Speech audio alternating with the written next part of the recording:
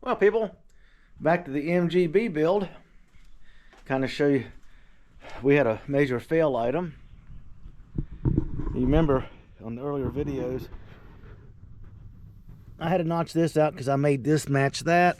Found out that this has to come out along with that, so now I got to cut this out and redo it. I've already cut this out. It's going to have an offset, and then it'll be out flush. Let me see if I can hold the camera and show you without.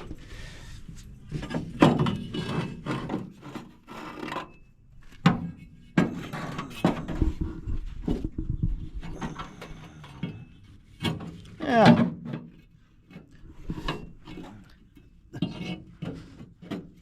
This gets, oh, it's the piece inside there hitting me. Okay, this has got to get angled to cut the fit in there. Then the panel comes across. The panel in there has got the curved piece, which will be brought forward. I am seriously considering cutting out this, whatever this dent is here for. I have no clue.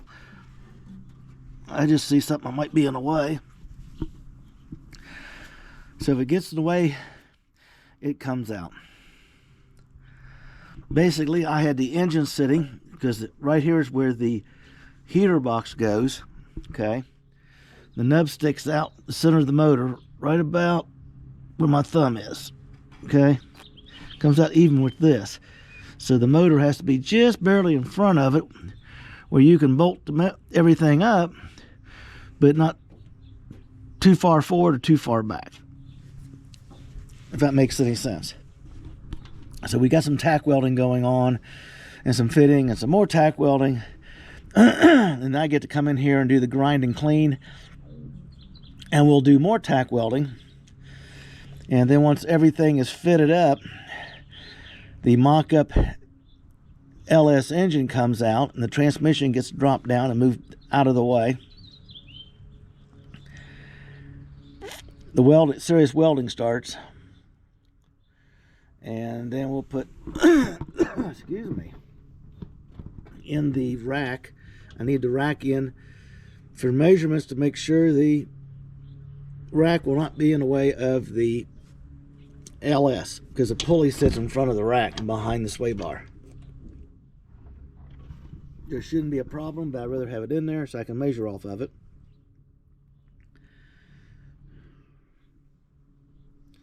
So it's cut open.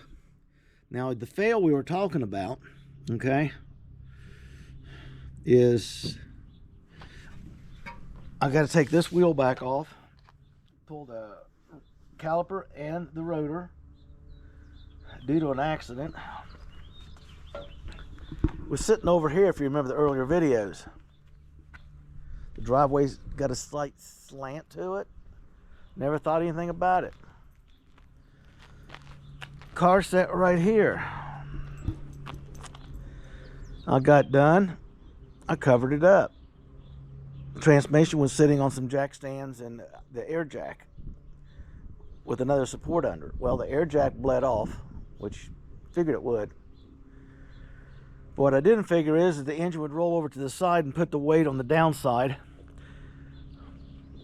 I came out and shook the car. It was solid. I always check it to make sure it's not going anywhere. I laid down right here beside it, reached under to push the transmission tail shaft over a little bit. And I did with my hand without any problem.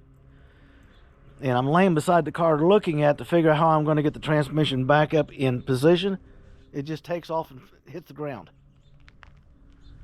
Digs in right about there.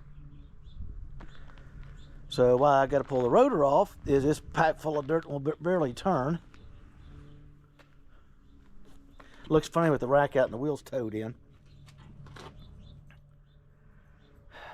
I'm telling you.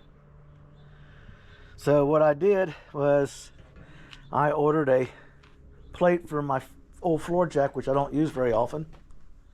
I'm gonna come in here and sit down. Okay.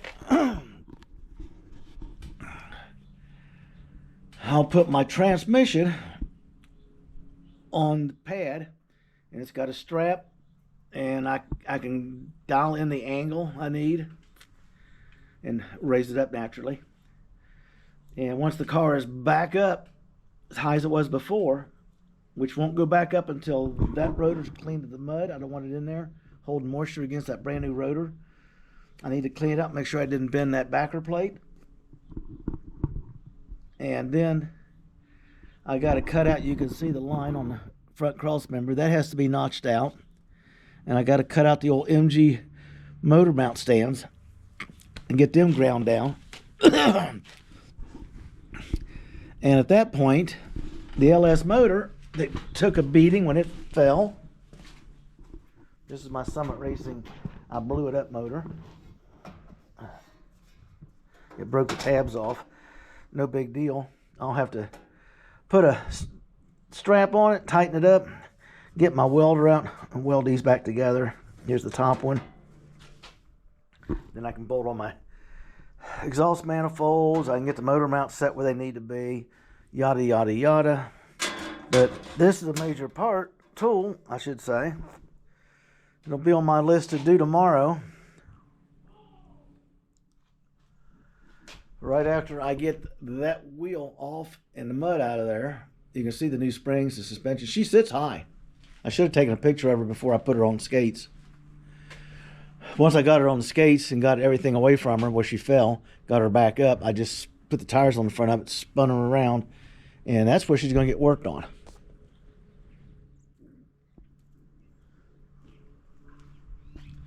Now, here's the little girl that's going in her. 5.3. I've got to get my big wrench put on there and smack it with a hammer and get the fan off of it. The transmission was leaking. There's the heat shield from it. So they just took it down and smeared some stuff up in there, thought that would seal it, and they were driving it. When it got low, they just put fluid back in it, which caused the fluid to kind of overheat. It's got that weird tint to it. So I'm going to try to drain this. I already drained the transmission since I did a Valdez Exxon on the driveway out there, which my wife is growling about. I said, what the oil dry doesn't soak up, I'll get the Dawn dish soap out and I'll get it up. We're going to cap the driveway anyway. But that's not the reason. I should have known better. Anyway, this goes to that. It'll be on an engine stand coming up from the bottom, a transmission stand coming up from the bottom. This will get dropped in from the top. It's only 35 pounds. I'll just use a strap on this just as something to hold it up. And I'll marry it back up. And when the transmission is in its proper place and the engine is set where I need it to be with the clearance from the firewall and everything all lined up and centered, we're going to tack weld in the weld-in motor mounts, okay? And then we'll pull the mock-up engine out. I keep wanting to say the LS. The mock-up engine out, and that will give him room to get in there and put a full weld on it. And then we'll drop it back in and check it one more time. And meantime, I got the transmission cross member laying over here. It's going to be altered to be reused. Imagine that. Oh. I'm pretty sure once I cut the supports out, it's at the proper height. I may have to make a flat metal shim or two, but it's almost where it needs to be to get that 3 to 4 down degree. But I got to get the engine up in there. And that's what I had it done. I had it almost sitting perfect. It was just cattywampus a little. And my back and shoulder started hurting. I called it a day. And that's when it dropped the pressure and fell over inside the car. And I should have just recovered the transmission with the engine hoist instead of trying to push it back into place. It was off balance. The weight of that transmission laying on that cross member, all of a sudden, away she went. Lucky for me that I was on the high side when it decided to do that, or it could have been real ugly. So that's where we're at. Today's Sunday. I got an engine stand coming. I want to get this girl ready to be fully done. I got all the parts laying on the kitchen table. They came. My wife said I got to get them out of the house, so I'm gonna come out here and make some room for them tomorrow morning and stack them on the workbench. I got a bunch of those cheapy Costco doggy pads, the small ones. They're great for throwing down if you're dripping some grease or something on the driveway or something. When you get done, you just roll them up, throw them in the trash. Only trouble with it is I forgot to drain the transmission, so it wasn't a drippy drip, it was a gush. About 2 quarts all at once before I could get it raised up and get the tail shaft back in her. So she'll get cleaned. The torque converter's going to get drained and done. I got my torque converter, hold it locked in strap on it. I want to get it all cleaned out. I got stoppers coming for the dipstick tube and the electric control on over there. And I'll tape off the one over here. I think there's one more right here. Got a plug put in there and up in the oil thing because I want to soak her down with some good cleaning stuff and rinse her off with the power washer and get it all cleaned up. She's a Mr. Goodwrench replacement at one time. I don't know if that would be a recall or somebody just bought one. And she's all set up to go. Next week, I got to make a trip out to my engine guys. I'm going to see if he wants me to publicize his information on here or not. And anybody in Ohio, West Virginia, Pennsylvania area is looking for a LS that's been set up. Now, he's already done the VAT on my engine. That's the vehicle anti-theft that you put it in. The truck will start and shut right back off because you don't have the right key in it. All that's been removed and everything's been done to it, so it's no extra expense. It's a plug and play. Only difference is I got to change the harness so I can plug it and play it. And then we're doing a header swap.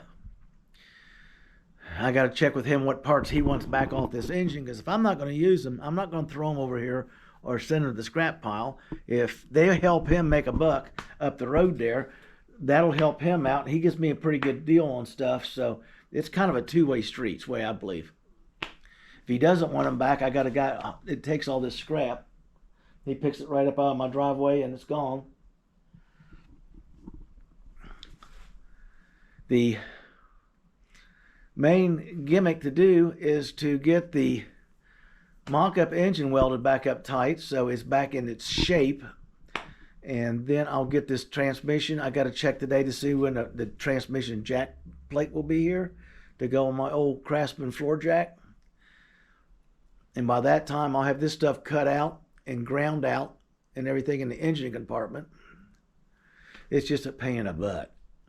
I got to clean all the surfaces. I got to get all their seam sealer off. And it's more of a Tari's Cosmoline nasty sealer stuff.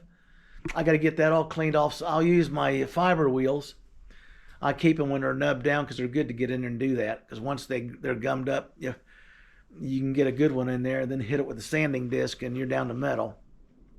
I got to have clean metal for the weld, and then I got to clean all the metal that's getting welded. So I'll have a counter full of stuff over here beside me when I'm ready, because what I'll do is I will fabricate everything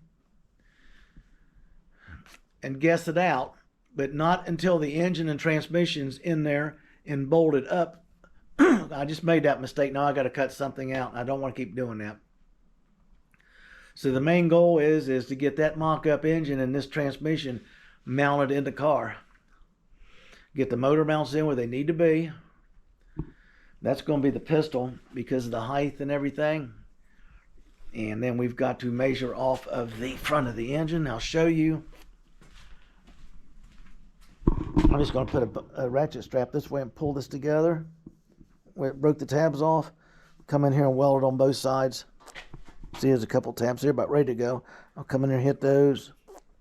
I need to hit them all, but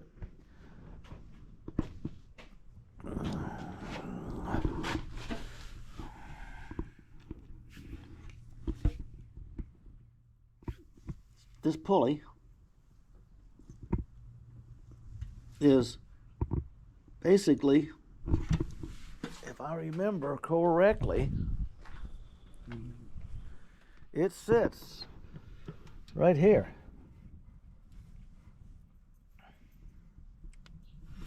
Okay.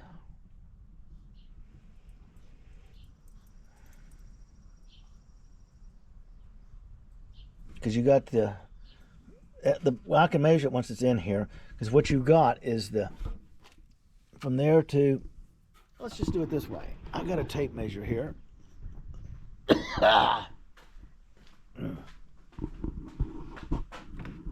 We'll just take the measurements. Be easier to explain it. See, the LS block is 20.5 inches. Okay. From the LS block to the front of the pulley is 7 inches.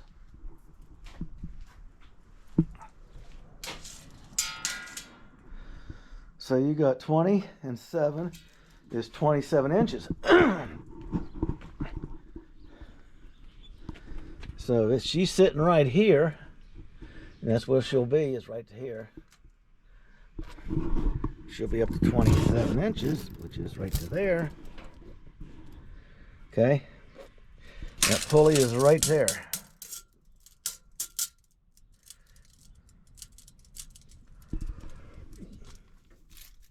Is that right? Let's come off this side and see what it does. Yeah. That pulley is right behind this. And it is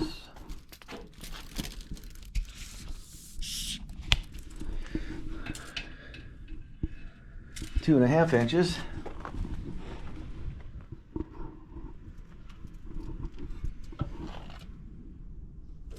So the pulley sits right here.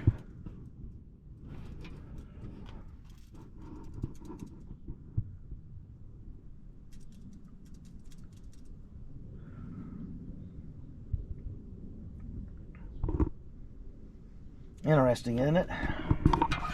I'm constantly noticing things as I do this. So I'm measuring from here because that nub sticks out the same height from the heater box, the end of the motor shaft.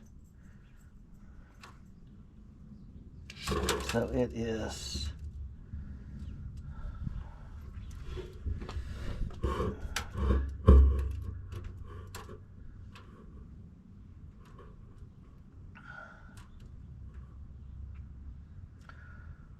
27 inches. It's just behind this rail. Right here. I got to get the rack back in here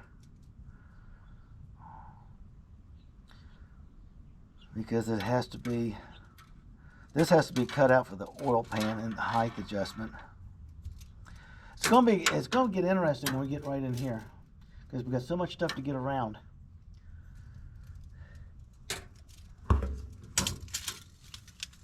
And the estimates keep going here.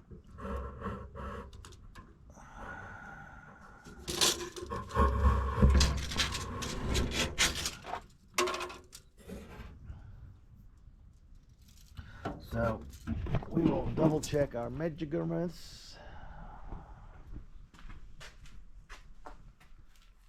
I think we probably measured just right off this engine instead of doing the guesstimate.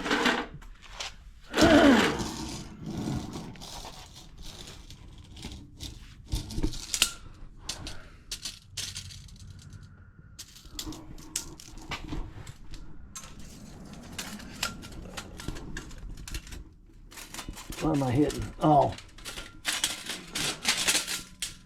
That didn't work out very good. We'll come through the top. Come on, people.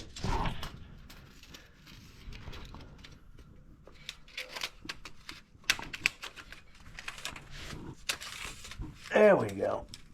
See, there's nothing to it when you really try hard enough. It's 26 inches from that to the front of the pulley.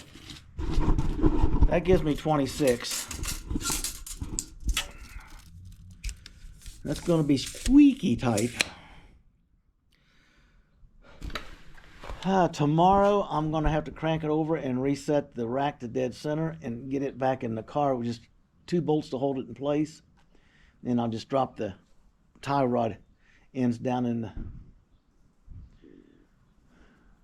front end assembly there, turn the wheels out, and that'll allow me to get a better measurement. Right now I got everything cut out on the passenger side. It has to get cut out unless I take out that little budging bubble or whatever that stupid thing is to put flat metal there. We'll know more once the car is prepped again and back up in the air where it belongs, and the transmission's on safely on a transmission jack where I can just roll it under the car and lift it into place where there's not putting any weight on the car. I can bring it straight up in and turn it and settle it in, and then I will know where I got to cut and trim and alter and modify. And then in goes the block, the mock-up, which will give us the length and the height and everything. And we're 26 inches out. So 26 inches, that's where the height issue comes in. You got to get it up to clear the rack, but you got to get it down to close the hood. So at 26,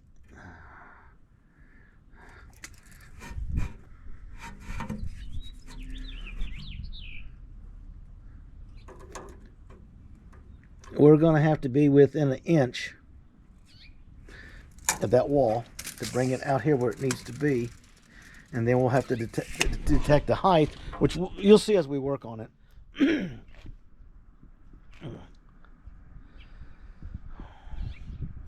And then I'll cut that out so the oil panel will come in. It's not going to be a major issue. The MG mount pads here, use this as a pointer. These have to be cut out and this has to be cleaned off. I already cut off the transmission hydraulic hose for the old MG transmission. I've got to get my grinder here and cut this gingerbread off of here. We're going to put a plate straight down here. We've got to do all this over here. I want to put another plate over here. I found a weak spot when I was cutting and digging. I banged every inch of this car and I missed that one. That's okay, we're coming back in. It's just that much more I got to clean off and cut a piece. I got the steel for it. And now he's going to bring it straight on down and wrap it, and I'll bend it to fit.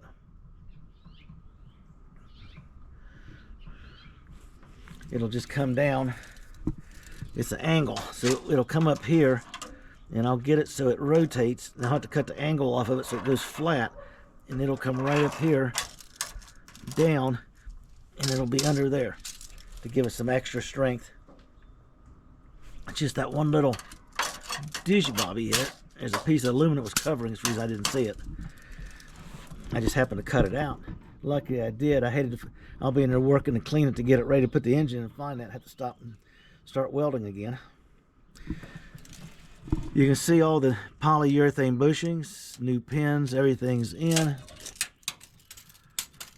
We're getting close, but by having that transmission jack where I can raise the transmission right up where it needs to be height-wise and set back to approximate where it needs to be, which will be right about that tape measure is, which will give me the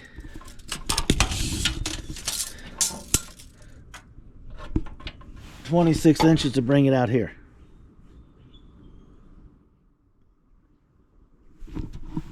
Isn't that impressive? The only thing I got to do is get the rack in here so when the mock-up comes in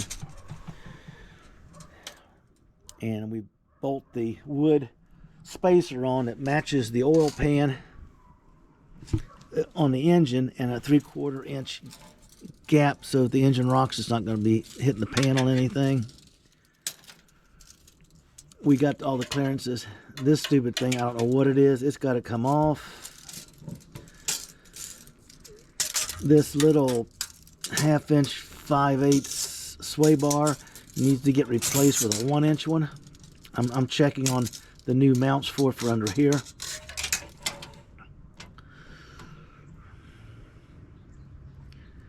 So it's going to be interesting. I just got to get a couple things fitted, a couple things done, and you'll be able to get a better view of what we're doing.